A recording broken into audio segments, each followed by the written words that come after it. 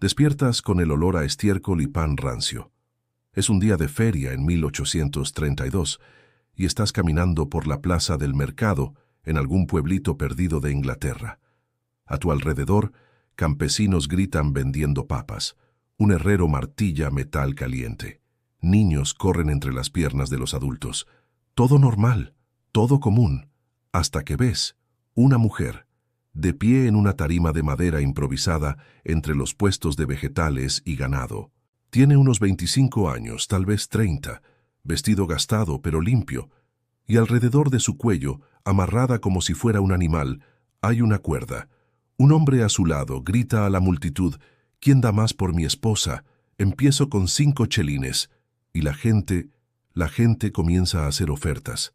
Felicidades, acabas de presenciar una subasta de esposas, en Inglaterra, en el siglo XIX. Sí, leíste bien. No estamos hablando de la Edad Media, a pesar del título clickbait. Estamos hablando de una época con ferrocarriles, periódicos, fotografía. Una época donde la reina Victoria reinaba sobre el mayor imperio del mundo. Y los hombres vendían a sus esposas en plazas públicas como si fueran vacas. Antes de que pienses que inventé esto para impactarlos, déjame tirarte los hechos en la cara. El historiador Samuel Pyatt Menefee documentó 387 casos de venta de esposas en Inglaterra. E.P. Thompson, otro historiador de la hostia, confirmó cerca de 300 casos auténticos entre 1760 y 1880. Los periódicos de la época noticiaban estas ventas con la misma naturalidad que noticiaban precios de trigo. ¿El último caso documentado? 1913. Sí, 1913.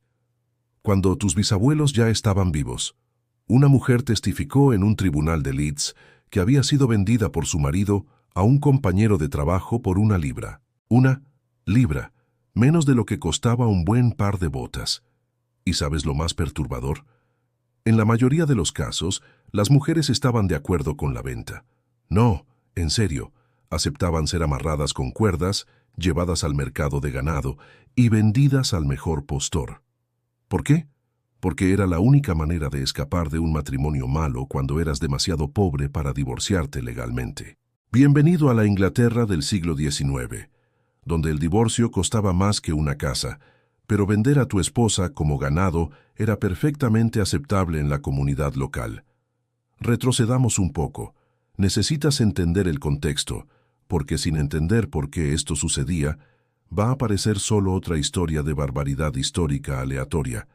En Inglaterra, entre 1700 y 1900, conseguir un divorcio legal era literalmente más difícil que escalar el Everest descalzo. No estoy exagerando. Para divorciarte legalmente necesitabas un acta del Parlamento. Así es, una ley específica aprobada por el gobierno solo para disolverte un matrimonio. El proceso era así. Primero, conseguías una separación judicial de la iglesia. Después, probabas adulterio en tribunal civil.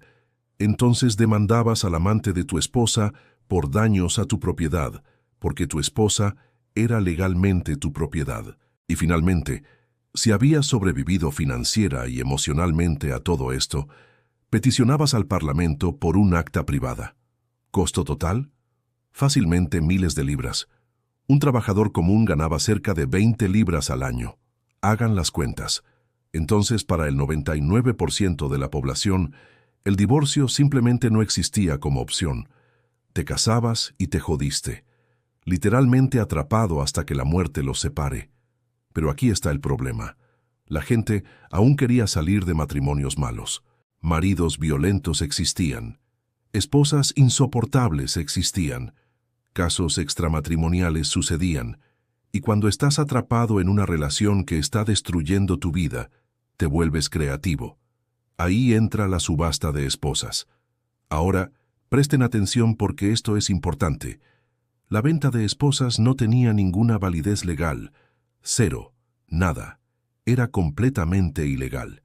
Pero las comunidades rurales la aceptaban como un divorcio legítimo del pueblo. La lógica era simple y brutal. Si una mujer casada era legalmente propiedad del marido, entonces él podría transferir esa propiedad públicamente, ¿cierto? Y si la transferencia era presenciada por toda la comunidad en la plaza del mercado, todos sabrían que ese matrimonio terminó y uno nuevo comenzó. Era teatro legal, performance social, un ritual inventado por el pueblo para resolver un problema que el gobierno se negaba a resolver, y funcionaba, al menos a nivel comunitario. Déjame contarte un caso real y documentado por el periódico Dorset County Chronicle en 1827. Un trabajador llamado Charles Pierce vendió a su esposa a un zapatero llamado Elton por 5 libras. La entregó con una cuerda en el cuello en la calle pública de la ciudad de Buckland, cerca de Frome. El periódico anotó 2 detalles importantes.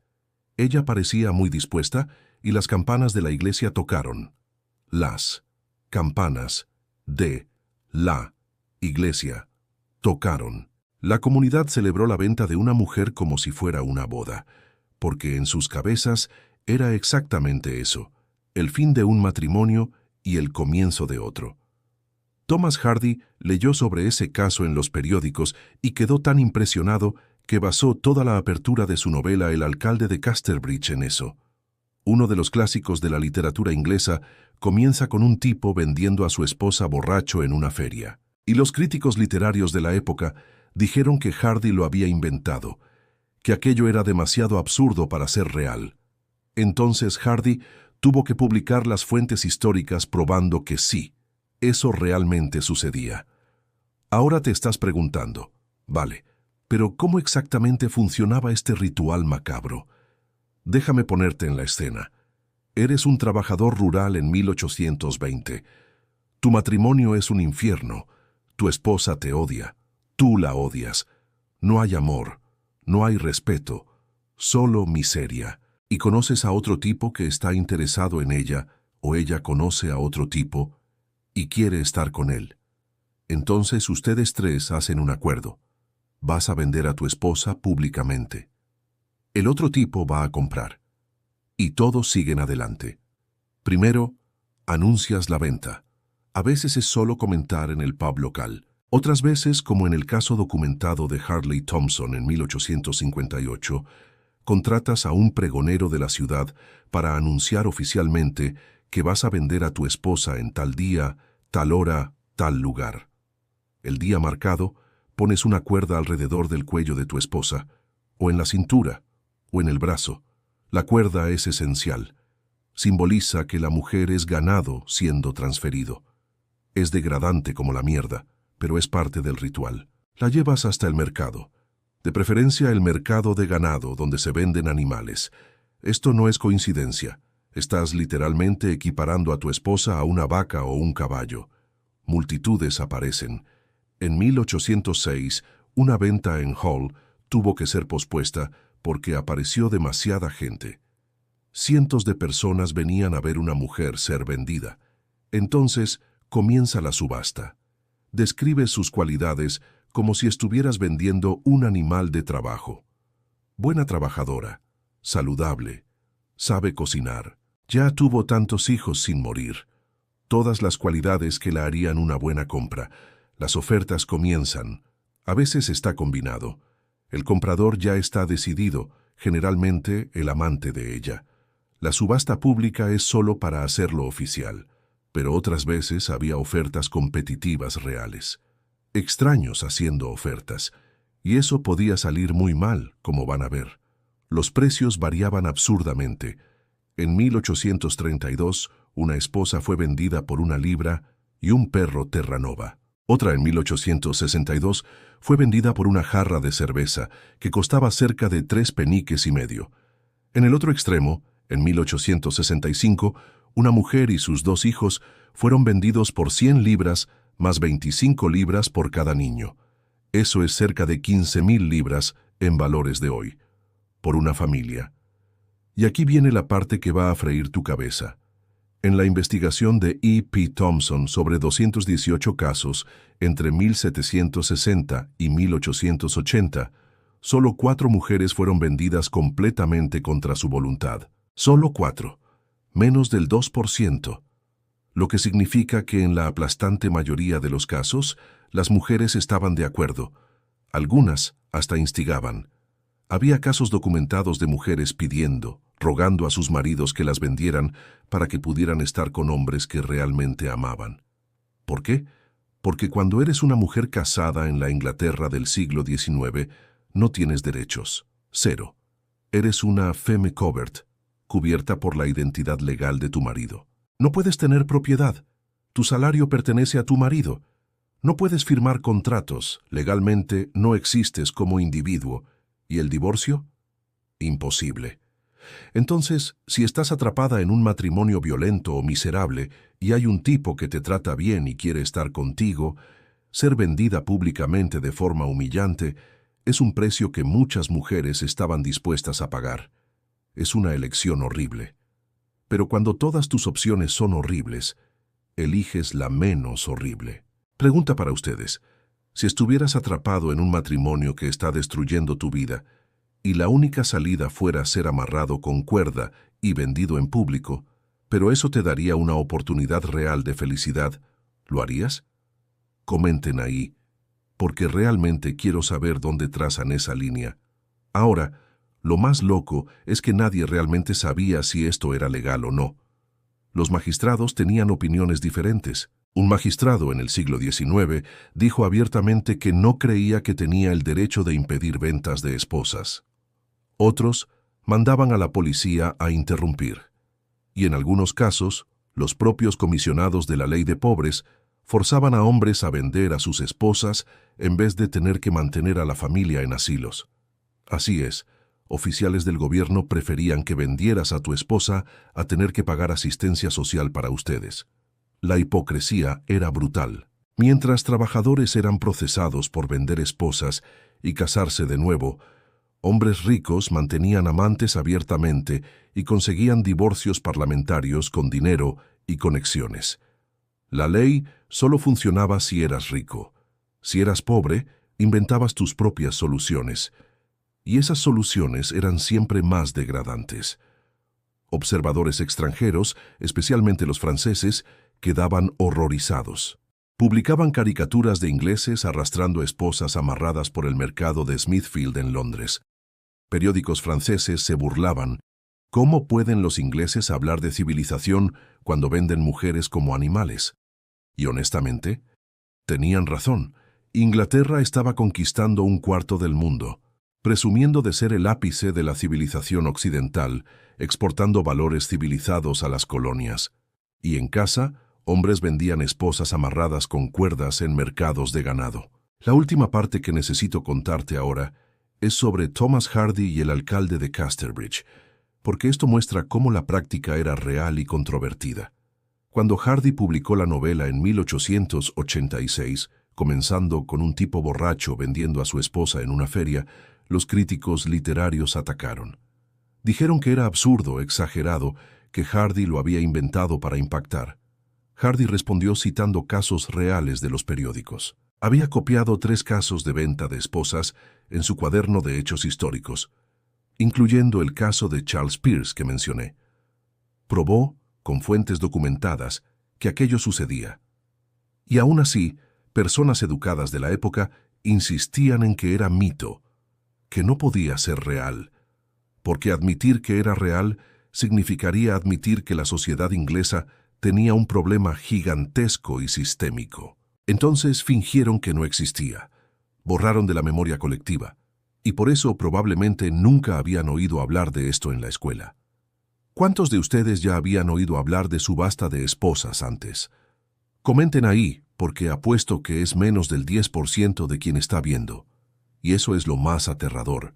No es que sea historia antigua, no es medieval, sucedió hace poco más de 100 años, y fue sistemáticamente borrado de la memoria porque era demasiado vergonzoso para admitir. Entonces ahora que sabes que esto era real, que era común, y que duró hasta el siglo XX, la pregunta es, ¿cómo exactamente sucedían estas ventas en detalle? ¿Qué salía bien? ¿Qué salía catastróficamente mal? ¿Y qué nos enseña esto sobre sistemas legales que abandonan a los pobres? Todo eso viene en las próximas partes, y prometo que se va a poner mucho más perturbador antes de mejorar. ¿Estás preparado para saber la verdad completa sobre cómo la Inglaterra civilizada ¿Trataba a mujeres pobres? Porque no se puede desver lo que viene a continuación. Estás en la multitud ahora. Es 1824, Manchester. La plaza del mercado está repleta. Huele a sudor, cerveza barata y mierda de caballo. A tu alrededor hombres ríen, apuestan, comentan como si estuvieran evaluando ganado. Y allá al frente, en una tarima improvisada, está ella, una mujer de cerca de 30 años, cabello atado, vestido gris remendado, y esa maldita cuerda alrededor del cuello. No está llorando, no está gritando, está solo, parada, mirando a la multitud con una expresión que no puedes descifrar. El marido grita: «5 chelines para comenzar». Es fuerte, sabe cocinar, ya me dio 3 hijos. Un hombre en la multitud grita: «¿Se queja mucho?». Risas. El marido responde: «No más que cualquier otra». Más risas. Y entonces las ofertas comienzan. Bienvenido al ritual completo de la subasta de esposas. Y ahora voy a mostrarte exactamente cómo funcionaba esta máquina de degradación, paso a paso, basado en casos reales documentados en periódicos y registros judiciales de la época. La preparación comenzaba días antes. Según registros de periódicos de la época, había esencialmente 2 maneras de anunciar una venta: discreta o escandalosa. En la versión discreta, el marido simplemente comentaba en el pub local. Pasaba la voz entre conocidos. El día marcado aparecían tal vez 20 o 30 personas que ya sabían lo que iba a pasar. Era casi una formalidad, porque generalmente el comprador ya estaba decidido. El amante de la esposa, un amigo del marido, alguien específico. Pero en la versión escandalosa, joder. Esto se convertía en evento de la ciudad. Hartley Thompson, en 1858, cerca de Bradford, contrató a un pregonero oficial. El tipo literalmente anduvo por la ciudad tocando campana y anunciando: «El próximo sábado, en el beer shop de Little Horton, Hartley Thompson venderá a su esposa». El periódico local documentó que la describió como una joven bonita. Y la gente apareció. Decenas, tal vez cientos, porque ver a una mujer ser vendida era entretenimiento gratuito en una época en que no había Netflix. La cuerda era elemento obligatorio. En los relatos documentados podía ser colocada de 3 maneras: cuello, cintura o brazo. La posición variaba, pero la presencia de la cuerda era esencial. ¿Por qué? Simbolismo. Estás literalmente llevando a tu mujer como si fuera ganado. La cuerda alrededor del cuello reflejaba lo que hacían con vacas y caballos en el mercado. Era intencional. Era para dejar claro: esta es propiedad siendo transferida. Algunos casos usaban cuerda gruesa y áspera. Otros, como mencionado en los registros de 1858, usaban cinta colorida. Intento patético de hacer la humillación un poco menos brutal. Pero cinta o cuerda, el simbolismo era el mismo. El lugar importaba. La mayoría de las ventas documentadas sucedían en mercados, especialmente mercados de ganado. Smithfield Market en Londres era famoso por eso. En 1823, el periódico reportó que el precio corriente en Smithfield era 22 chelines, habiendo doblado recientemente. Había precio de mercado para seres humanos, como trigo o carne. Pero no era solo Smithfield. Hull, Bradford, Canterbury, Carlisle, Birmingham, registros de periódicos muestran ventas en mercados por toda Inglaterra. Yorkshire tenía el mayor número de casos documentados, 44 entre 1760 y 1880, más del doble de los 19 casos en Londres en el mismo periodo. Ahora viene la parte que necesitas entender. Había 3 tipos diferentes de subasta de esposas, cada uno con dinámica propia. Tipo 1. El acuerdo previo. Este era el más común. Marido, esposa y comprador ya tenían todo arreglado. El precio estaba combinado. El comprador era generalmente el amante de la esposa. La subasta pública era puro teatro, una performance para que la comunidad testificara y legitimara la transferencia. Un caso de 1839 en Bradford muestra esto perfectamente. El Leeds Mercury reportó que William Farrar llegó al marco de la plaza de Bradford con su esposa, un comprador llamado Green y un testigo llamado Hainsworth. Todo estaba arreglado. La subasta fue una formalidad de 5 minutos. Todos sabían el guión. Tipo 2. La subasta competitiva real. Más rara, pero sucedía. En estos casos, varios hombres realmente hacían ofertas competitivas. A veces porque la mujer era considerada buena trabajadora, a veces porque era joven y bonita, y a veces por razones en las que no queremos pensar muy profundo. Y aquí viene el detalle crucial que lo cambia todo. Las mujeres podían rechazar compradores. En 1824, Manchester, un caso documentado, muestra esto. La esposa fue subastada. Después de varias ofertas, fue rematada por 5 chelines. Pero el periódico reporta que no le gustó el comprador y lo rechazó. Entonces fue puesta nuevamente a la venta por 3 chelines y una jarra de cerveza. Precio menor, pero un comprador que ella aceptaba. Esto cambia la ecuación moral, ¿no? Si la mujer podía vetar quién la compraba, tenía algún poder en la situación. No mucho, pero alguno. Claro que esto solo funcionaba si la venta era consensual. Si estabas siendo vendida contra tu voluntad, rechazar no era exactamente una opción real. Tipo 3. La venta forzada. Rara, pero sucedía. E. P. Thompson encontró solo 4 casos confirmados en su investigación de 218 ventas. Pero esos 4 casos eran mujeres genuinamente siendo vendidas sin consentimiento. Un caso en 1859 en Dudley. Un hombre vendió a su esposa por 6 peniques, el costo de una comida barata. El periódico notó que él creía completamente que al hacer esto, ella no tendría más derecho legal a su sustento. Estaba equivocado. Pero ella aún fue vendida, por menos que una cerveza decente. Ahora, los precios. Ah, los precios. Aquí es donde queda obvio que estamos hablando de un mercado real, con oferta y demanda. En la cima de la escala, en 1865, una mujer y 2 hijos fueron vendidos por 100 libras más 25 libras por niño. Total de 150 libras, equivalente a cerca de 15.000 libras hoy, o unos $18.000. El comprador claramente quería una familia lista y tenía dinero.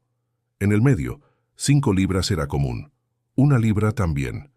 10 chelines aparecía bastante, precios que un trabajador podría juntar en algunos meses.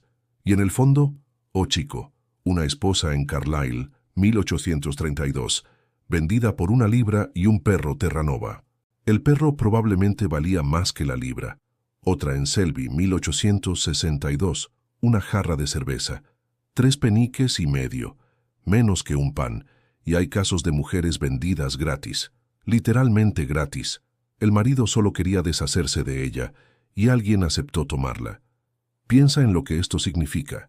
El valor de una vida humana siendo determinado por cuánta cerveza puedes comprar con la oferta. La reacción de la multitud variaba. Algunos relatos de periódico mencionan multitudes riendo y haciendo bromas.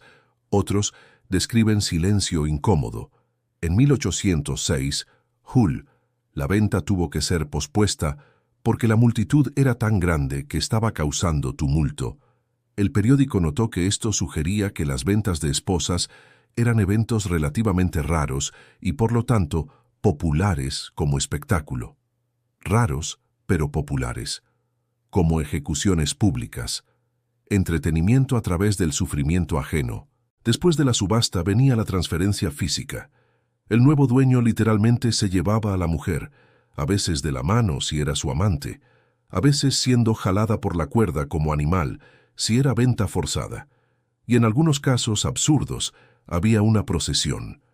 El nuevo dueño desfilaba a la mujer por las calles de la ciudad mientras tocaba una campana y anunciaba: «Compré a esta mujer de fulano por tanto», para garantizar que toda la comunidad supiera que la transferencia había ocurrido. Humillación extra sin costo adicional. Ahora viene la parte legal, o mejor, la parte donde la ley no sabía qué hacer con esto. Oficialmente, las ventas de esposas eran ilegales y no tenían valor legal ninguno. Una venta no disolvía el matrimonio original. La mujer continuaba legalmente casada con el primer marido. Si el comprador se casaba con ella, técnicamente era bigamia. Pero en la práctica, caos total. Algunos magistrados procesaban.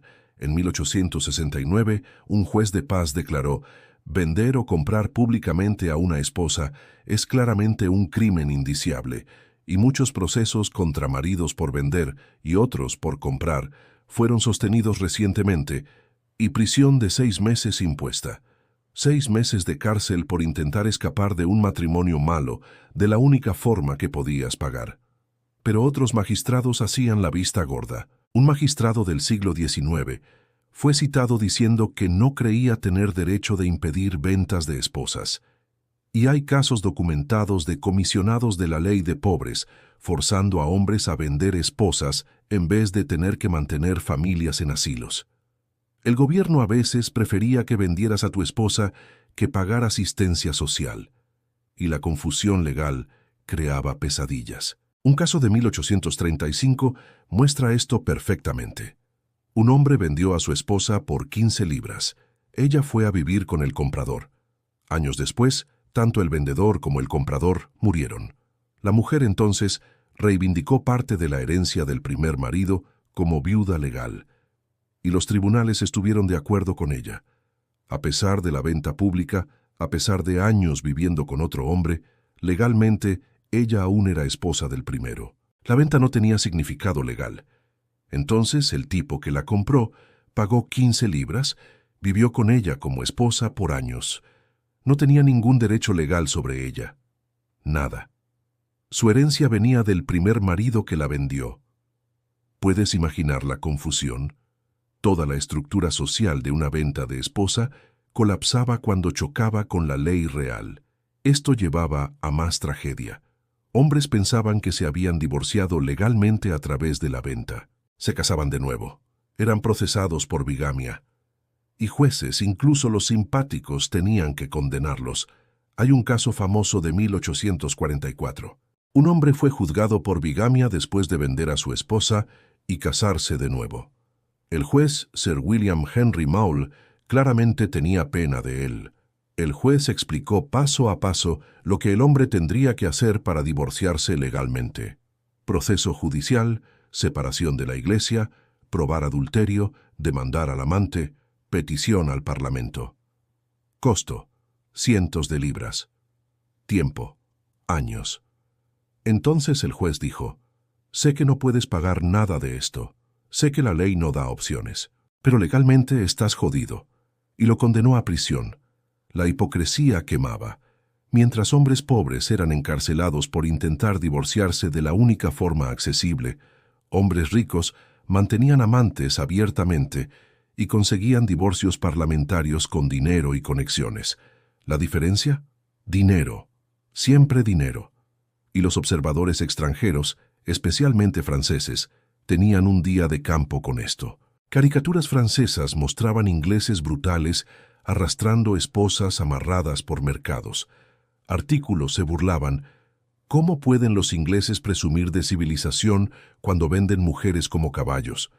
Un escritor francés notó sarcásticamente que los ingleses renunciarían antes a la creencia, en la existencia física de Londres, que a la creencia de que en Inglaterra maridos venden esposas exactamente como venden caballos o perros. Y tenía razón, porque incluso cuando confrontados con evidencia, muchos ingleses educados simplemente negaban que sucediera. Lo llamaban mito rural, exageración, imposible. Un manual legal de 1853 declaró: es un error vulgar que un marido pueda deshacerse de su esposa vendiéndola en el mercado abierto con una cuerda en el cuello. Error vulgar. Como si los literalmente cientos de casos reportados en periódicos fueran alucinación colectiva. Robert Chambers, en The Book of Days, 1864, escribió sobre un caso de venta de esposa en 1832 y notó: las instancias ocasionales de venta de esposas, mientras notadas por nosotros con poco más que una sonrisa pasajera, causaron profunda impresión en nuestros vecinos continentales, que constantemente citan esto como evidencia de nuestra baja civilización. Sonrisa pasajera. Como si fuera una peculiaridad divertida y no síntoma de falla sistémica masiva. Aquí está mi pregunta para ustedes. ¿Cuántas prácticas horribles hoy en día las tratamos con una sonrisa pasajera? Que en el futuro van a mirar y pensar cómo aceptaban eso. Comenten ahí sus apuestas, porque garantizo que hay varias. La práctica comenzó a declinar seriamente solo en la década de 1850, cuando la Ley de Causas Matrimoniales de 1857 hizo el divorcio ligeramente más accesible. No fácil, no barato, pero posible para personas que no fueran aristocracia. A medida que el divorcio se volvía opción, las ventas de esposas cayeron. En los años 1870 eran raras, años 1900 casi extintas, pero no completamente. Aquel caso de 1913 en Leeds prueba que la práctica persistió mucho más allá de lo que debería, y eso es lo que más asusta. No desapareció porque la gente se dio cuenta de que era incorrecto. Desapareció porque surgieron alternativas mejores. La moralidad no cambió. Las opciones cambiaron. Si el divorcio volviera a ser inaccesible mañana, ¿cuánto tiempo hasta que prácticas degradantes similares resurgieran? Comenten, porque creo que la respuesta es menos tiempo del que nos gustaría admitir. Si estás disfrutando historia contada sin filtro, del modo que nadie te contó en la escuela, suscríbete al canal, porque hay mucha más verdad inconveniente viniendo y no vas a querer perdértela. En la próxima parte, voy a mostrarte casos específicos que salieron catastróficamente mal. Y vas a ver que por más que intentemos encontrar lógica en esto, al final eran personas reales, sufriendo consecuencias reales de un sistema fallido. Prepara el estómago. Se pone peor antes de mejorar. Estás en la plaza de Barton, Lincolnshire, año 1847. La multitud está agitada, risas nerviosas, comentarios bajos, y allá al frente, una mujer está siendo subastada. La subasta termina. William Harwood, un barquero, remata por un chelín, un miserable chelín. El periódico Stamford Mercury reportó que Harwood salió del brazo con su ganga sonriente, con tanta frialdad como si hubiera comprado un abrigo nuevo o sombrero. Ella estaba sonriendo. Él estaba tranquilo. Parecía que todo salió bien. 2 años después, Harwood está en el tribunal, contestando responsabilidad por deudas que su esposa comprada había acumulado mientras estaba casada con el marido anterior. Porque comprar una esposa significaba comprar todos sus problemas legales también. El periódico notó secamente: las monedas deben haber sido de mala suerte. Bienvenido a los casos que salieron mal. Porque no toda historia de venta de esposa terminaba con todos viviendo felices para siempre. Algunas terminaban en violencia, otras en tragedia, y algunas simplemente en miseria prolongada. Y ahora vas a ver exactamente qué tan jodido podía ponerse esto. Caso 1. El marido que no aceptó la venta. Bradford, año 1837. El periódico local lo llamó una de esas brutales exhibiciones de depravación. La razón de la venta: la incontinencia de la esposa. Traducción educada del siglo XIX para «ella estaba cogiendo con otro tipo». Ese otro tipo era descrito como un viejo cavador, literalmente un tipo que cavaba zanjas. Ella se enamoró del cavador de zanjas. El marido decidió venderla. En la subasta solo una persona hizo oferta. ¿Adivina quién? El cavador de zanjas. Ofreció un soberano, 1 libra. El marido aceptó. Transacción completa. Ella se fue con el amante. El marido se quedó con el dinero. Debería haber terminado ahí. Pero el marido estaba furioso, no con rabia normal, con esa rabia que fermenta y se pudre dentro de ti. Había vendido a su esposa en público. Todos en la ciudad sabían. Era motivo de burla. Y ese cavador de mierda se había llevado a su mujer. 3 meses después los vio juntos en la calle. Y atacó al cavador con una pala. Casi mata al tipo. Lo mandaron a tribunal. Él argumentó que el hombre había robado a su esposa. El comprador argumentó que había pagado por ella de forma justa y legal. El juez tuvo que explicar que ambos argumentos eran completamente insanos, porque no puedes poseer un ser humano, y la venta nunca fue legal para empezar. El marido fue encarcelado. El cavador quedó hospitalizado. ¿Y la mujer? Los registros ni mencionan qué pasó con ella después. Simplemente desaparece de la historia, como si su vida no importara lo suficiente para documentar. Pregunta para ustedes. En este caso, ¿quién es el villano? ¿El marido traicionado que vendió a su esposa pero después se arrepintió? ¿El amante que compró a una mujer casada? ¿O el sistema que forzó a todos a esa situación? Comenten, porque no creo que haya respuesta fácil. Caso 2. La mujer embarazada vendida. Yorkshire, año 1828. Un hombre vendió a su esposa embarazada, no un poco embarazada, muy embarazada. 7 meses. La vendió. Un comprador aceptó, sabiendo que estaba embarazada. Tal vez quería una familia lista, tal vez no le importaba. No sabemos. 2 meses después, ella dio a luz. El bebé murió en semanas. La causa no fue registrada, pero la mortalidad infantil era brutal en la época. La mujer entró en colapso. Los registros describen como un estado melancólico. Dejó de comer, dejó de hablar. Se quedaba solo sentada, mirando a la nada. El comprador la llevó de vuelta al marido original. Exigió reembolso. Dijo que estaba defectuosa. Rota. No era la esposa por la cual había pagado. El primer marido rechazó el reembolso. Dijo que la venta era final, sin devoluciones. Fueron a un magistrado para resolver la disputa. 2 hombres discutiendo sobre una mujer traumatizada como si fuera un producto con defecto de fabricación. El magistrado los expulsó y dijo que tenían suerte de no estar siendo procesados. Pero la mujer, ningún registro de qué pasó con ella.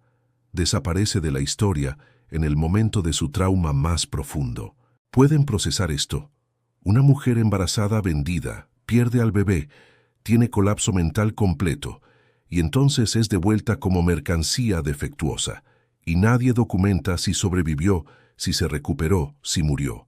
Simplemente deja de importar. Caso 3. La venta que terminó en bigamia y prisión. Año 1844. Un trabajador vende a su esposa en una feria local.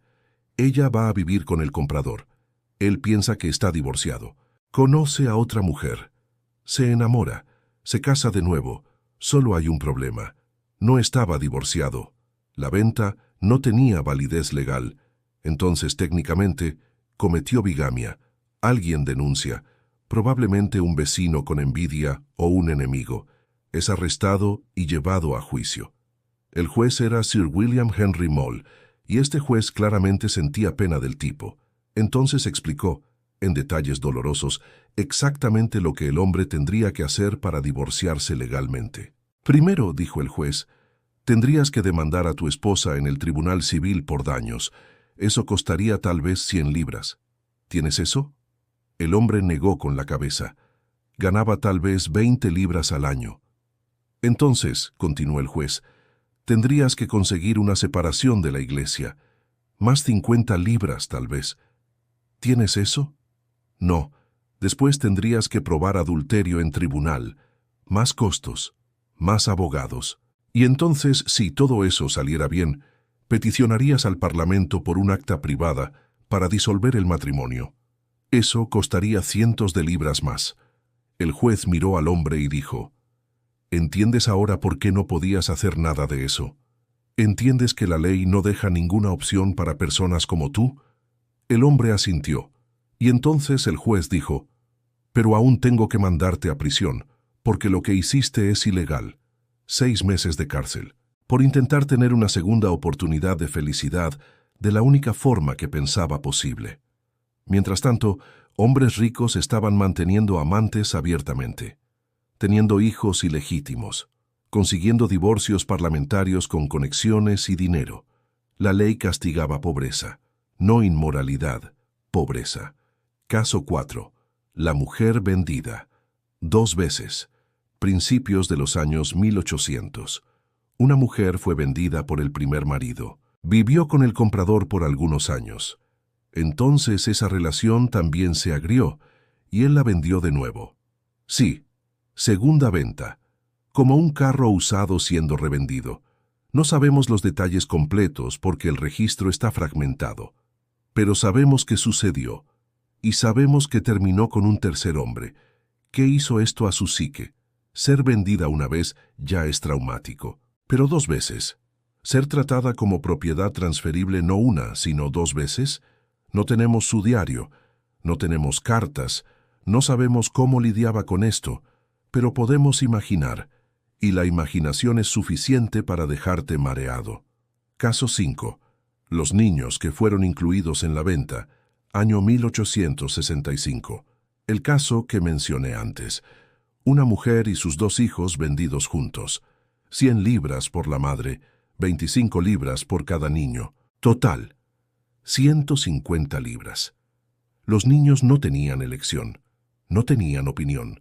Despertaron un día con un padre. Durmieron esa noche con otro padre.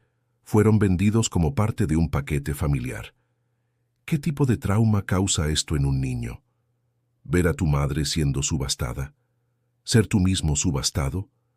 ¿Saber que un extraño pagó dinero por ti? ¿Y si el nuevo padre fuera cruel? ¿Y si quería a la madre, pero veía a los niños solo como bonus indeseado? No hay registro de seguimiento. No sabemos qué pasó con esos niños, pero sabemos que en algunos casos las cosas salían terriblemente mal. Niños siendo abusados por nuevos padres, niños siendo puestos a trabajar demasiado duro, niños simplemente negligenciados. Y no había protección, no había servicio social. Si fuiste vendido a un monstruo, estabas por tu cuenta. ¿Cuántos de ustedes podrían procesar ver a sus hijos siendo vendidos junto contigo? Comenten si creen que podrían proteger a sus hijos en esa situación, porque honestamente no sé si yo podría. Caso 6. La venta forzada por 6 peniques. Dudley, año 1859. Un hombre vendió a su esposa por 6 peniques, el equivalente a medio pan, menos que una cerveza barata. El periódico notó específicamente, bajo la creencia completa de que al hacer esto, ella no tendría más derecho legal a su sustento. Estaba equivocado. La venta no tenía valor legal. Ella aún tenía derecho a sustento, pero la vendió de todos modos por literalmente centavos, y alguien compró. Por 6 peniques alguien pensó que valía la pena llevarse a esa mujer a casa. ¿Qué dice esto sobre el valor que la sociedad ponía en ciertas mujeres? Especialmente mujeres pobres, probablemente mayores, probablemente sin belleza que la sociedad valoraba. 6 peniques. El precio de una vida humana. Caso 7. La venta que se volvió espectáculo nacional. Año 1832. Weydon Priors. Una venta de esposa que fue reportada en periódicos por todo el país. Multitudes enormes, drama público. Exactamente el tipo de espectáculo que Thomas Hardy leyó sobre y puso en su novela. La mujer fue vendida, el comprador se la llevó. Y entonces, silencio. Ningún seguimiento. Ninguna información sobre qué pasó después. Pero todos los periódicos reportaron el evento en sí. El espectáculo, la degradación, el entretenimiento. Nadie se preocupó lo suficiente para seguir la historia, para saber si quedó bien, si la nueva relación funcionó, si se arrepintió. Era entretenimiento, no una persona cuya vida continuaba después de que las cámaras se apagaran. Caso 8. El caso de amor que funcionó. Sí, sucedía. Ahora, porque necesito ser honesto con ustedes, no toda venta de esposa terminaba en desastre. Algunas realmente funcionaban. Principios de los años 1820. Una mujer vivía con un marido violento. Conoció a un carpintero gentil. Él quería casarse con ella. Ella quería estar con él. Pero no había cómo hacer eso legalmente. Entonces, el carpintero juntó dinero. 5 libras, tal vez 6 meses de salario. Ofreció al marido. El marido, que básicamente quería deshacerse de ella de cualquier forma, aceptó. Hicieron la venta pública. Cuerda en el cuello. Plaza del mercado. Toda la humillación. Y ella vivió con el carpintero por los próximos 30 años. Tuvieron 4 hijos. Por todos los relatos disponibles fueron felices. Entonces aquí está la pregunta jodida que tienes que responder para ti mismo. Si el resultado final fue 30 años de felicidad, ¿Importa la degradación del método? Ella eligió aquello. Sabía que sería humillante y pensó que valía la pena. ¿Quiénes somos nosotros para decir que estaba equivocada? Pero al mismo tiempo, el hecho de que aquella era la única opción disponible para ella, ¿eso no es condena del sistema? No hay respuesta fácil. Y cualquiera que diga que la tiene está simplificando demasiado. Caso 9. La venta y la herencia. Ya mencioné esto antes, pero vale detallar. Una mujer vendida por 15 libras en los años 1830. Vivió con el comprador como esposa por años. Tuvieron relación genuina. Ambos consideraban aquello un matrimonio real. Entonces el comprador murió. Y ella descubrió que legalmente no tenía derecho a nada. La casa donde vivieron no era suya. Sus ahorros no eran suyos. Los muebles que ella ayudó a comprar no eran suyos. La familia biológica de él, que no veía desde hace décadas, apareció y se llevó todo. Porque legalmente ella no era su esposa. Aún estaba legalmente casada con el primer marido. Ella y sus hijos quedaron sin nada. Terminaron en el asilo. Entonces, incluso cuando la venta funcionaba a nivel personal, el sistema legal podía destruir todo después. Caso 10. La última venta documentada. Leeds, año 1913. Una mujer testificando en tribunal durante un caso de sustento.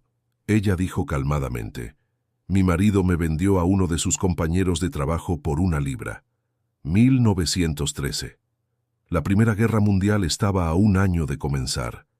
Carros existían, aviones existían, radio existía, y un hombre vendió a su esposa por 1 libra. El tribunal no sabía qué hacer. Teóricamente era ilegal, pero ya era 1913. Nadie hacía eso más. ¿Cómo procesar algo que todos pensaban que había terminado décadas atrás? No hay registro de lo que el tribunal decidió, pero hay registro de qué sucedió. Prueba de que la práctica persistió mucho, mucho más allá de lo que debería. Entonces ahora viste los casos extremos, los desastres, los raros éxitos y la confusión legal que permeaba todo. Y aquí está la pregunta que quiero que realmente piensen. ¿Qué nos enseña esto sobre lo que sucede cuando los sistemas legales fallan con los pobres? Porque esto no es solo historia. Cuando el divorcio era inaccesible para pobres, inventaron alternativa degradante. Cuando la vivienda es inaccesible hoy, ¿qué sucede? Cuando la salud es inaccesible, la educación, las personas siempre van a inventar alternativas. Y esas alternativas siempre van a ser peores que las soluciones legales serían. Comenten. ¿Qué problema moderno creen que está creando alternativas degradantes porque la solución legal es inaccesible para pobres? Porque garantizo que hay varios. Está sentado en un pub en el año 1850. Yorkshire. Después del trabajo. Cerveza barata en la mano. Y el tipo a tu lado está contando una historia. «Vendí a mi esposa la semana pasada», dice casualmente, como si estuviera hablando de vender un cerdo. «Conseguí 3 libras por ella». No está mal considerando que ya tiene 30 y tantos años. Y te das cuenta de que nadie alrededor se sorprende, nadie se indigna. Algunos ríen, otros preguntan si el comprador va a arrepentirse. Es una conversación normal, mundana. Porque en este mundo vender esposas no es aberración, es solución aceptada para problema común. Y eso es tal vez lo más perturbador de todo, la normalización. El hecho de que cientos de personas testificaban estas ventas y simplemente seguían adelante. Como si fuera solo otro día de mercado. Pero ahora vamos a hablar de lo que sucedía después. Las consecuencias a largo plazo, porque la venta era solo el comienzo de la historia. Consecuencia 1. El limbo legal. Imagina que eres la mujer vendida. Vas a vivir con tu comprador. Se consideran casados. La comunidad los trata como casados. Pero legalmente, aún estás casada con el primer tipo y vas a estarlo hasta que él muera. No importa que no lo viste en años. No importa que toda la ciudad testificó tu venta. Legalmente, perteneces al primer marido. Esto crea pesadillas prácticas. Tus hijos con el segundo compañero son técnicamente ilegítimos. No pueden heredar de la misma forma. Si tu segundo compañero muere, puedes no tener derecho a su propiedad. Si tu primer marido muere, puedes ser considerada viuda legal y tener derecho a su herencia, incluso si lo odias y no lo ves desde hace décadas. Es caos. Y miles de personas vivían en ese caos porque era mejor que la alternativa. Un caso específico de los años 1860 muestra esto perfectamente. Una mujer fue vendida en el año 1845. Vivió con el comprador por 20 años. Tuvieron 5 hijos juntos. Construyeron una vida, casa, muebles, ahorros. El comprador murió en el año 1865. Y entonces la mierda golpeó el ventilador. La familia biológica de él, hermanos que no veía desde hace años, apareció. Reivindicaron toda la propiedad, porque legalmente la mujer no era su esposa, no tenía derechos de viuda.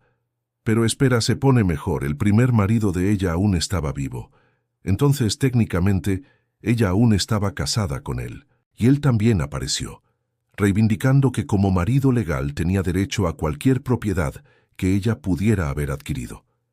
La mujer y sus 5 hijos perdieron todo. Terminaron en el asilo, una vida entera de trabajo, destruida porque la estructura legal no reconocía la realidad social. Los hijos fueron separados, enviados a diferentes familias o instituciones. La mujer murió en el asilo 2 años después. Causa listada en los registros: melancolía. Melancolía. Como si la tristeza matara personas, pero tal vez mata cuando pierdes todo y a todos.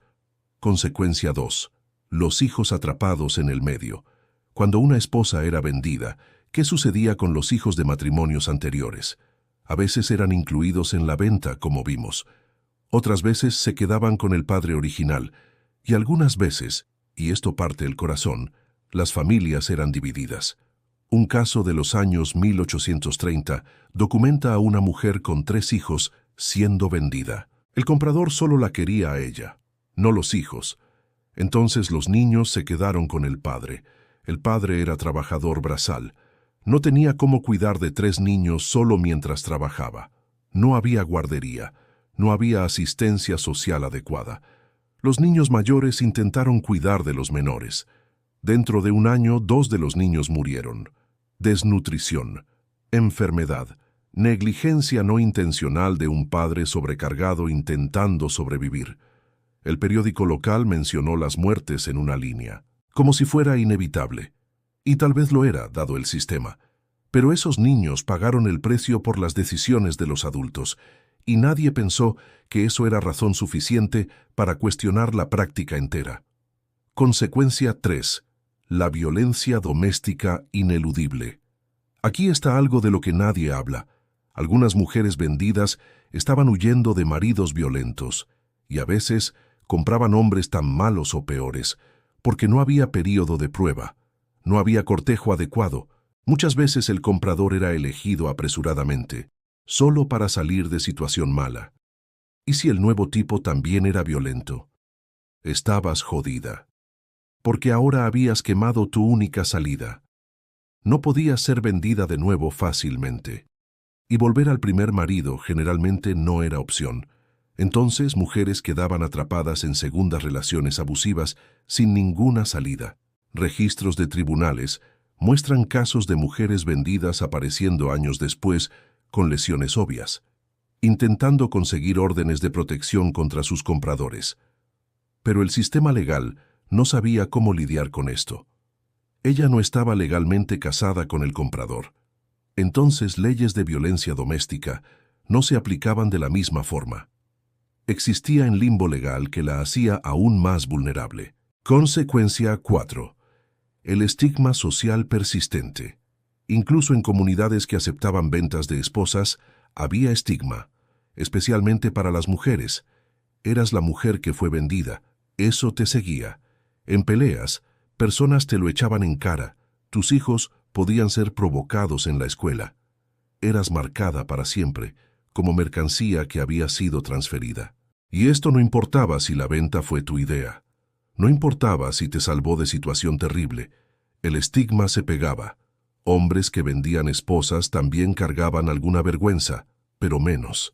Para ellos, era frecuentemente visto como pragmatismo. Necesitaba deshacerse de una esposa problemática, entonces resolvió el problema.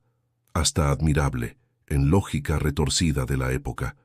Pero la mujer era mercancía usada, bienes de segunda mano, y esa percepción afectaba cómo era tratada por el resto de su vida. Consecuencia. 5. La próxima generación. Hijos que crecían viendo madres siendo vendidas. ¿Qué lecciones aprendían sobre el valor de las mujeres? ¿Sobre relaciones? ¿Sobre matrimonio? Y hijas que veían madres siendo amarradas con cuerdas y subastadas. ¿Cómo afectaba esto sus expectativas sobre sus propios futuros? No tenemos diarios o cartas de niños que testificaron esto, pero podemos inferir. Si creces viendo mujeres tratadas como propiedad transferible, eso se vuelve tu normal. ¿Y cuando esos niños crecen y tienen sus propias relaciones? El ciclo continúa. La degradación es pasada adelante. Algunos de esos niños probablemente crecieron e hicieron diferente, horrorizados por lo que vieron. Pero otros replicaron los patrones. Trauma generacional, normalización de abuso, perpetuación de sistemas degradantes. Consecuencia 6. La comunidad como cómplice. Toda venta de esposa era testificada por decenas, a veces cientos de personas, y esas personas simplemente miraban. No eran todas monstruos, eran personas normales, trabajadores, familias, individuos decentes en otros aspectos de sus vidas. Pero en ese momento en el mercado, mirando a una mujer ser vendida con cuerda en el cuello, se volvían cómplices. Algunos reían, algunos hacían ofertas como broma. Algunos solo miraban en silencio incómodo, pero todos participaban del ritual, y eso permitía que la práctica continuara, porque mientras la comunidad aceptara, mientras nadie se levantara y dijera, esto está mal, había presión social mínima para cambiar. Es fácil juzgar a esas personas, pero honestamente, ¿cuántas cosas incorrectas suceden hoy que miras sin intervenir? Comenten sus reflexiones honestas, porque nadie aquí es inmune a ser espectador de injusticia. Consecuencia 7. El periodismo como entretenimiento. Los periódicos adoraban reportar ventas de esposas, vendían ediciones, generaban conversación, eran escándalo delicioso. Pero la forma como reportaban es reveladora, frecuentemente con tono de diversión, anécdota divertida, peculiaridad rural para que lectores urbanos se rieran. Raramente había indignación real, raramente había seguimiento investigando si la mujer quedó bien. Era solo, hombre vende esposa por X. Próxima noticia. Las mujeres eran entretenimiento, sus vidas, sus dignidades, sus humanidades, todo reducido a columna de chisme, y eso mantenía la práctica visible pero no escandalosa, divertida, no revoltante, peculiar, no sintomática de falla sistémica masiva. Consecuencia 8. La reforma que llegó demasiado tarde. La ley de causas matrimoniales del año 1857 finalmente hizo el divorcio más accesible, no fácil, no barato, pero posible para personas de clase media, y las ventas de esposas comenzaron a declinar significativamente, probando que la práctica existía porque llenaba necesidad que el sistema legal se negaba a atender. Pero para las cientos de mujeres vendidas antes de 1857, para sus hijos, para las familias despedazadas por el limbo legal, la reforma llegó demasiado tarde. Y aquí está la patada. La reforma de 1857 aún era inaccesible para los muy pobres. El divorcio aún costaba más de lo que muchos podían pagar. Entonces las ventas continuaron, solo menos frecuentemente. Fue solo con reformas posteriores, a lo largo de décadas, que el divorcio realmente se volvió opción para todos. Consecuencia 9. El borrado histórico. ¿Por qué nunca oíste sobre esto en la escuela? ¿Por qué no está en libros de texto? ¿Por qué es vergonzoso? Es evidencia inconveniente de que la gloriosa Inglaterra victoriana, imperio civilizado, trataba a mujeres pobres como ganado. Entonces fue borrado, sanitizado, reducido a nota al pie en libros de historia especializados, y eso significa que las lecciones no fueron aprendidas adecuadamente. Porque si no enseñamos las partes feas de la historia, ¿cómo aprendemos a no repetirlas? Consecuencia 10. Las lecciones para hoy. Aquí está lo que las subastas de esposas nos enseñan sobre sistemas modernos. Cuando haces soluciones legales inaccesibles para pobres, crean alternativas. Y esas alternativas son siempre peores. Cuando no das opciones decentes para personas desesperadas, eligen opciones indecentes. Cuando fuerzas a personas a sistemas degradantes porque no pueden pagar el método digno, eres cómplice de la degradación. Piensa en eso en el contexto moderno. ¿Cuántos problemas hoy tienen soluciones legales que solo ricos pueden pagar? ¿Y qué alternativas degradantes los pobres son forzados a usar? Préstamos predatorios porque bancos no sirven a los pobres. Trabajo precario porque empleo protegido es inaccesible. Alquileres de explotación porque la vivienda es demasiado cara. La dinámica no cambió, solo las especificidades. Mi pregunta final para esta parte: si fueras pobre en el año 1830 y estuvieras atrapado en matrimonio miserable, ¿qué harías? ¿Aceptarías la venta degradante? ¿O permanecerías miserable para siempre manteniendo tu dignidad? No hay respuesta correcta. Y ahí está la tragedia. Un sistema tan jodido que todas las elecciones son malas. En la parte final, voy a amarrar todo esto y mostrar las lecciones reales que necesitamos sacar de esta historia. Y voy a preguntar, ¿qué subastas de esposas modernas estamos aceptando sin darnos cuenta? Prepárate. La última parte te va a hacer cuestionar mucho sobre el presente, no solo el pasado. Cierras los ojos e intentas imaginar. Es el año 1820. Estás en la plaza del mercado, multitud a tu alrededor, olor a ganado y sudor. Y alguien que conoces, tal vez una vecina, tal vez una prima, está allá al frente con una cuerda en el cuello siendo vendida. Y no haces nada, porque así son las cosas, porque todo el mundo acepta, porque cuestionar sería extraño, incómodo, tal vez hasta peligroso para tu reputación. Entonces miras, y después vas a casa, cenas, duermes, te levantas al día siguiente y sigues con tu vida. Y esa mujer deja de ser tu preocupación en el momento en que algún hombre paga por ella y se la lleva. Bienvenido al verdadero horror de las subastas de esposas. No era que sucedían, era que todos dejaban que sucediera. Ahora vamos a hablar sobre lo que esto realmente significa. No solo lo que pasó, sino por qué esto importa para ti, hoy, en 2025. Primera lección. Sistemas degradantes existen porque sistemas dignos son inaccesibles. Nadie se despertaba pensando, hoy sería un gran día para vender a mi esposa como ganado. Las personas hacían esto porque el divorcio legal costaba el equivalente a varios años de salario. Porque la ley solo funcionaba para ricos. Cuando creas un sistema de dos niveles, uno para quien tiene dinero, otro para quien no tiene, los que no tienen van a crear alternativas, y esas alternativas siempre van a ser peores. Piensa en eso hoy. ¿Cuántos sistemas tenemos que funcionan lindamente si tienes dinero, pero son pesadilla kafkiana si eres pobre? ¿Sistema de salud? Si eres rico, tienes los mejores médicos, tratamientos preventivos, cirugías electivas. Si eres pobre, sala de emergencia como clínico general, deudas médicas, condiciones no tratadas hasta que se vuelven crisis. Sistema legal. Rico tiene batallón de abogados. Pobre tiene defensor público sobrecargado que apenas lee tu caso. ¿Vivienda? Rico compra propiedad. Pobre paga alquiler que sube más rápido que el salario. Nunca acumula patrimonio. Un mes de mala suerte y está en la calle. ¿Educación? Rico tiene escuela privada, tutores, preparatorios para universidad. Pobre tiene escuela pública desmantelada y trabaja medio tiempo para ayudar a la familia. Y cuando sistemas oficiales fallan a los pobres, improvisan. Préstamos con usureros porque bancos no aprueban crédito. Trabajo informal porque formal es inaccesible.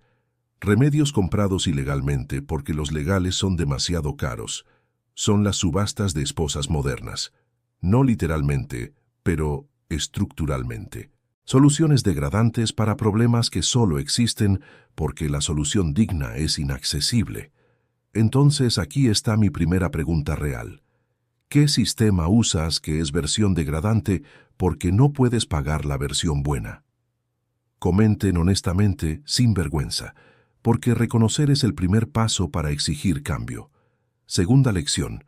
Normalización es la herramienta más poderosa de opresión. Lo más aterrador de las subastas de esposas no era la crueldad, era la normalidad. Periódicos reportaban como noticia común, multitudes miraban como entretenimiento, comunidades aceptaban como solución legítima.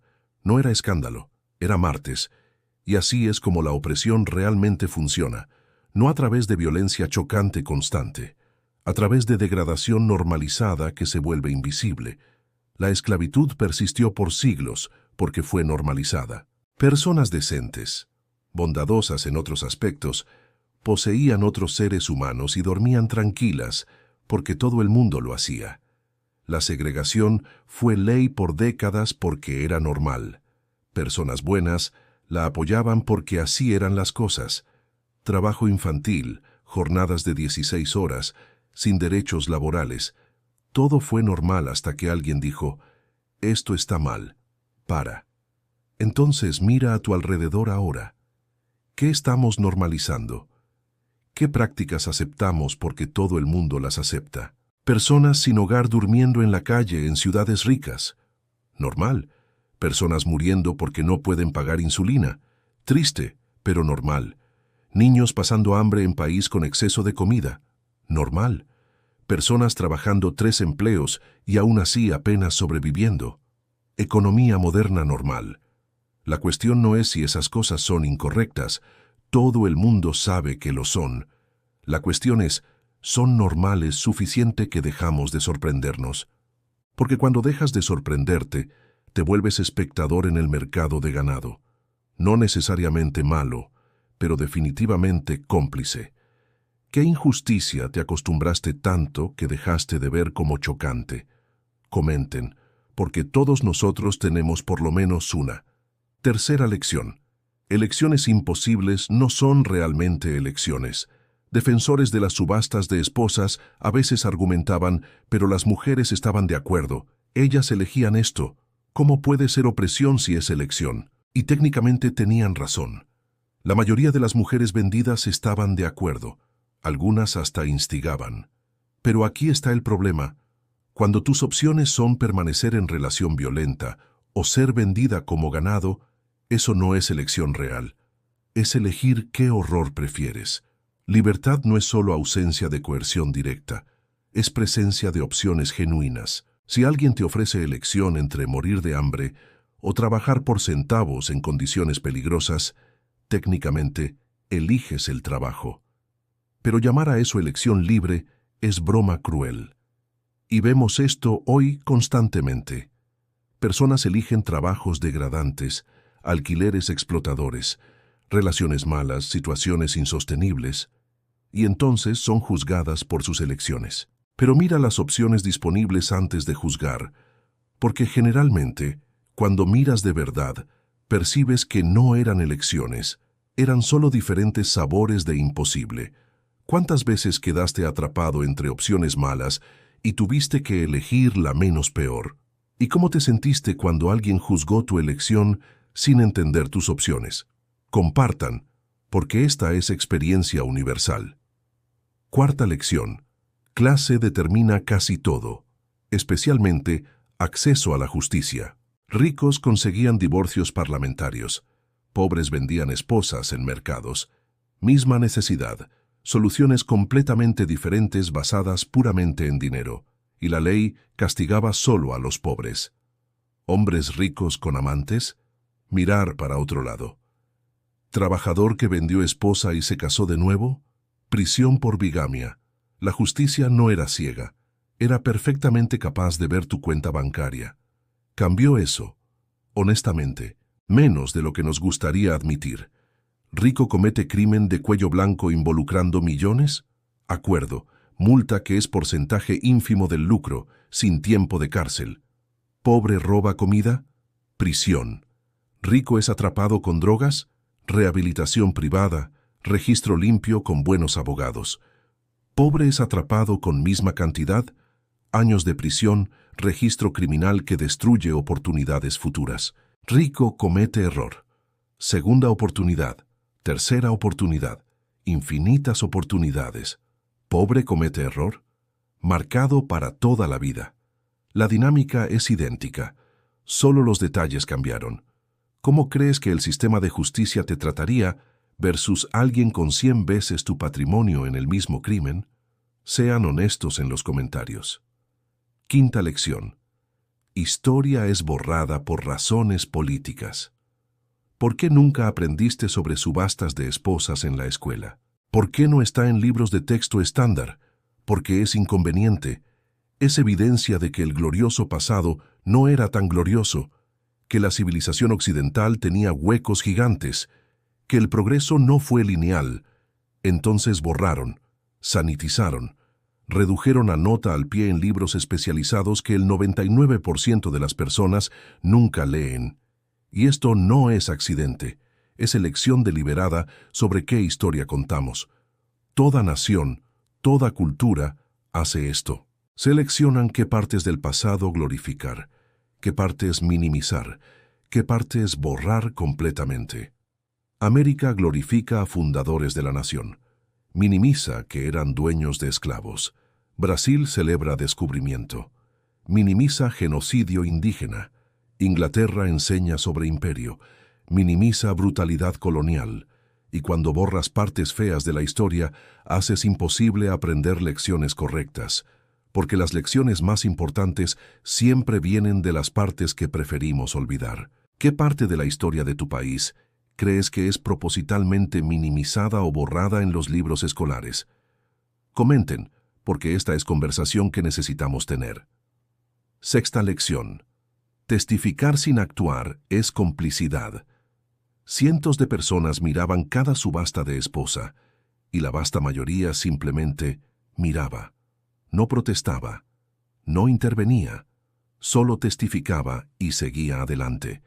Y eso permitía que continuara, porque la opresión no necesita que la mayoría participe activamente, solo que permanezca pasiva. Edmund Burke dijo, «Para el triunfo del mal basta que los hombres buenos no hagan nada», pero yo diría diferente. Hombres buenos que no hacen nada no son tan buenos como piensan ser, porque pasividad ante injusticia es posicionamiento. Es elegir el lado del opresor a través de inacción, y esto es incómodo de oír, porque significa que no hacer nada incorrecto no es suficiente. Necesitas hacer algo correcto. Hoy, ¿qué injusticias testificas regularmente sin hacer nada? ¿Personas sin hogar en la calle que pasas? ¿Discriminación en el trabajo que ignoras? ¿Explotación de la que compras productos? No estoy diciendo que puedas arreglar todo. Nadie puede. Pero entre hacer todo y hacer nada existe hacer algo. ¿Qué es ese algo para ti? Piensa y comenta, porque si no pensamos, garantizado no haremos nada. Séptima lección. Cambio viene de hacer alternativas disponibles, no solo de condenar el presente. Las subastas de esposas no pararon porque las personas se dieron cuenta de que eran incorrectas. Pararon porque el divorcio se volvió accesible.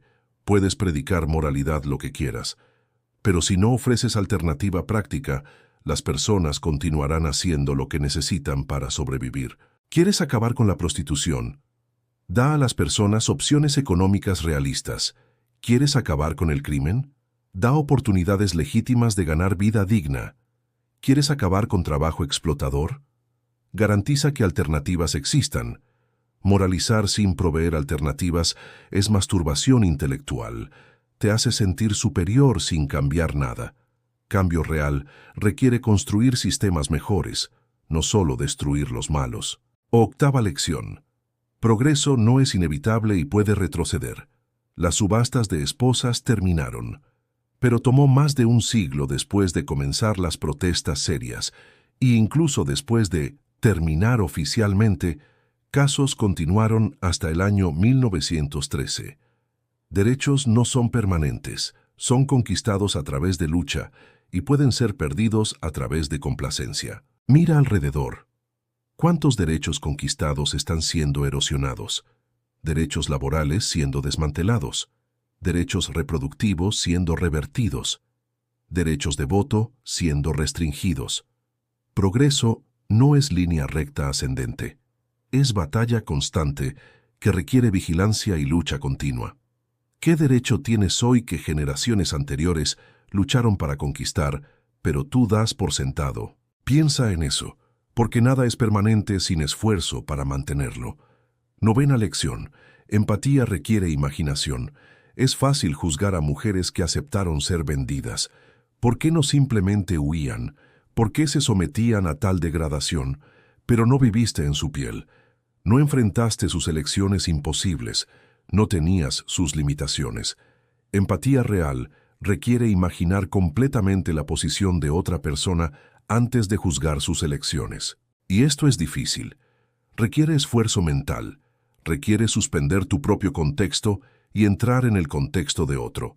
Pero es esencial, porque sin empatía imaginativa solo perpetuamos ciclos de juicio que ignoran contexto. Décima y última lección. Todos somos capaces de aceptar lo inaceptable. Esta es la lección más aterradora. Aquellas personas que miraban subastas de esposas y no veían problema. No eran monstruos, eran personas normales. Así como personas que poseían esclavos no eran todas psicópatas. Personas que apoyaron segregación no eran todas malvadas. Personas que aceptaron trabajo infantil no eran todas crueles. Eran personas normales, en sus contextos, haciendo lo que parecía normal. ¿Y tú? Tú también eres persona normal en tu contexto. ¿Qué estás aceptando que generaciones futuras van a mirar con horror?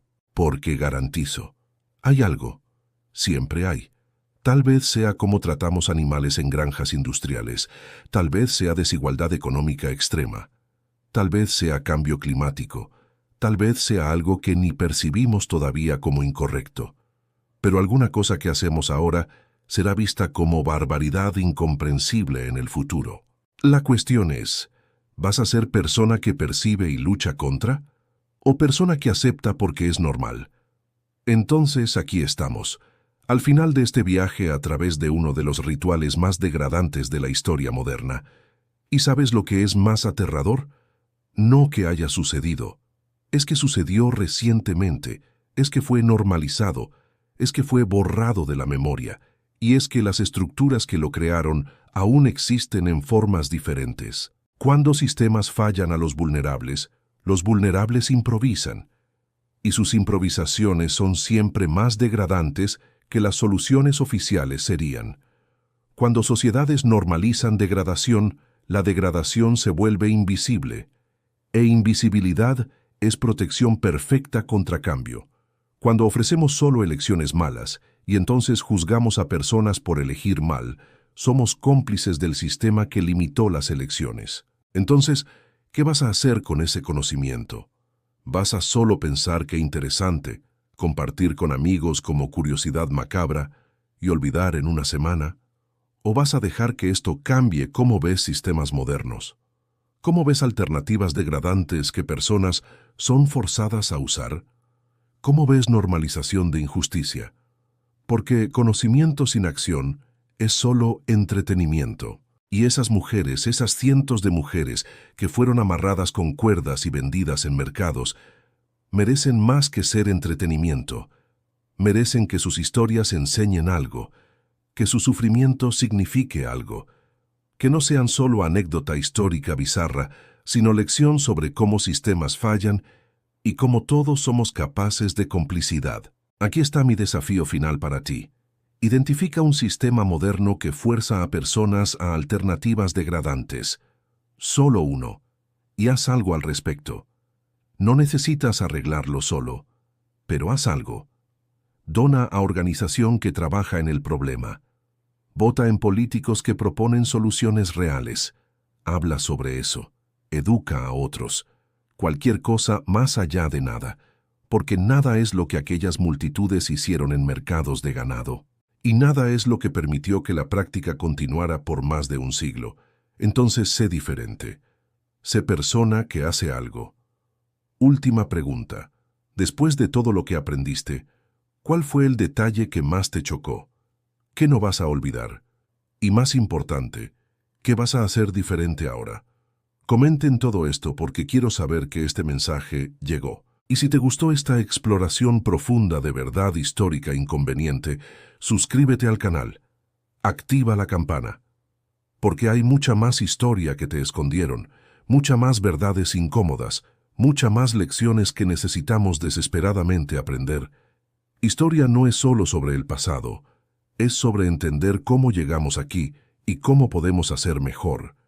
Esas mujeres no tuvieron elección sobre cómo sus historias terminaron, pero tú tienes elección sobre lo que haces con el conocimiento de ellas. No desperdicies esa elección. Gracias por quedarte hasta el final. Gracias por preocuparte lo suficiente para aprender. Gracias por ser persona que quiere hacer mejor. Ahora ve allá y hazlo.